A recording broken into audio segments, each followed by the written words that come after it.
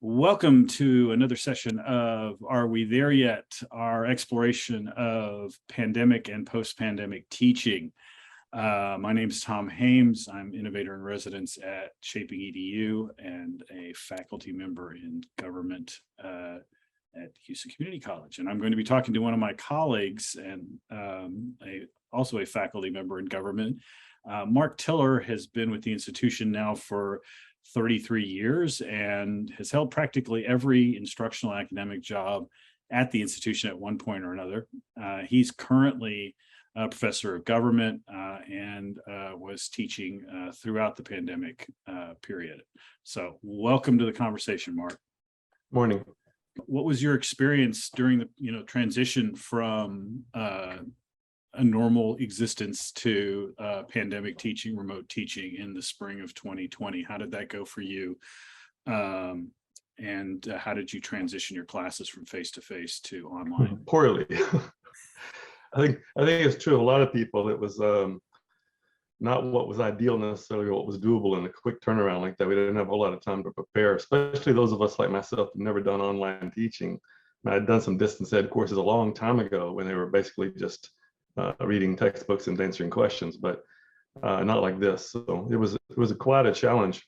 The first big challenge, I think, obviously to most people, not just me, is that a community college especially has a challenge of dealing with the marginal students that are really vulnerable, really at risk, and we have great students that could easily go to a four-year university with no problem right off the bat, but they're mixed in with students who are really marginal and at risk. So I think the pandemic exaggerated the difference between them. Those who were already very adept at learning, they thrived in this circumstance. Getting back to the question of the students who were challenged for a lot of different reasons, as you said, in a community college, we have a lot of those. How did they cope? To be very honest, I think probably most of us lowered our standards during this time. We accepted the benefit of the doubt, and it was a lot easier for them than it could have been if we'd have treated it like any ordinary class. I've changed my policies so that I was more forgiving of a missed test, for example, or a missed quiz or a missed assignment of some sort. Changed deadlines, lots of things to try to cope with that. Because it was frankly just too complicated and impossible really to determine whether these excuses were legitimate or not. So most of them made it through okay, as long as they did any kind of effort at all. But at the same time, a lot of them just dropped out entirely. Some very good students dropped out because they didn't want to take a class that way, for example. They could have easily made an A in the class, I think.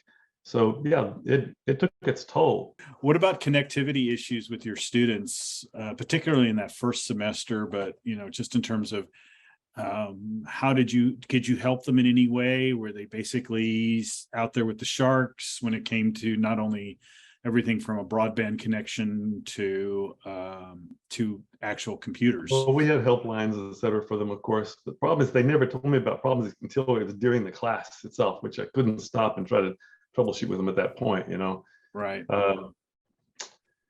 So, I mean, like I said earlier, it's not that I'm not sympathetic to people having tech problems.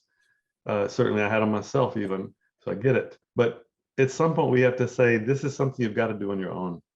When we first started doing online courses, we made students go through a little training thing. It was called, Are You Ready? Or ready, something about ready, to make sure they were relatively computer literate before they took a DE course. I think we should not have stopped doing that. We should require students to do that first, because if on day one they don't know how to turn on a computer, it's not going to work.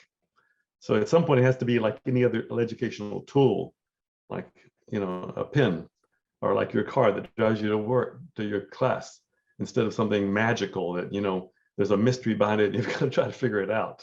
I know we've spent some time talking about some of the challenges with online learning. What are things that you discovered along the way in terms of online teaching and learning that surprised you, some benefits that you weren't expecting, that are lessons learned that we might carry forward as we start to explore the quote unquote new normal, which is a term I hate, but as we move forward? Well, I'm sure it does have benefits that I don't consciously think about all the time. The people with very difficult schedules, that have children that are ill, that have family obligations that are very serious, that enables them to participate on their own time a little more easily. And I never discounted that, of course. And I think there's a strong role for that. But again, like I said earlier, and like you're implying now, it requires special instructors that know what they're doing to do that. I guess one of the advantages is that they're more freely willing to have a good political debate with each other, the better students are, at least offline than in person. Maybe in the classroom in front of everyone, they're a little more shy, whereas they can when they can just write it and collect their thoughts and edit and change themselves, they're a little more willing to open up about some of the stuff. So I think that probably happened. And I implied it was 2 levels of discussion, but I saw that some of the less qualified, some of the poorer students also got elevated to higher levels by some of the better prepared students as well in these discussions, that they helped teach themselves. I mean, I've always had a goal of group learning, and I think in some cases those better prepared students have helped some of the poorer prepared students as well through those group chats and group discussions.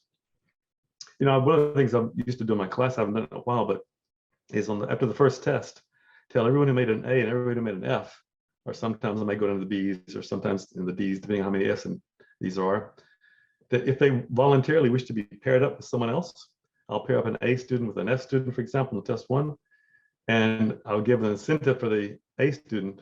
Like, for example, every 5 more points they make on the next test, you get a point added to your test, or every 10 points or whatever. And it never changes the grade of the A student anyway. They're already going to make an A. Anyone can make an A on my first test is going to make it in the class. But it really it really helps out the F student too, because they get a peer that helps teach them in addition to me. So that is one advantage of online learning, to get them the better prepared students helping out the others. There were those who were used to going through learning online that preferred it or were happy with it, and that didn't expect to have to do as much in-class work. And then there's others that really, really wanted to be in the classroom and they loved it. So, for example, last semester, 2 sections of the same class, I had one of the worst classes I've ever had, where I couldn't motivate them. They were very, very passive and unparticipative. And the other was like one of the best classes I've ever had. Everyone in there was very, very engaged and wanted to be in the classroom. So I think that people coming back after starting off online had a very different experience for those who went to it online after being in the classroom. If their first formative experiences of college was online, a lot of them expected that's the norm, obviously, and it wasn't. Well, thank you very much for participating in this. I think this was a really good discussion.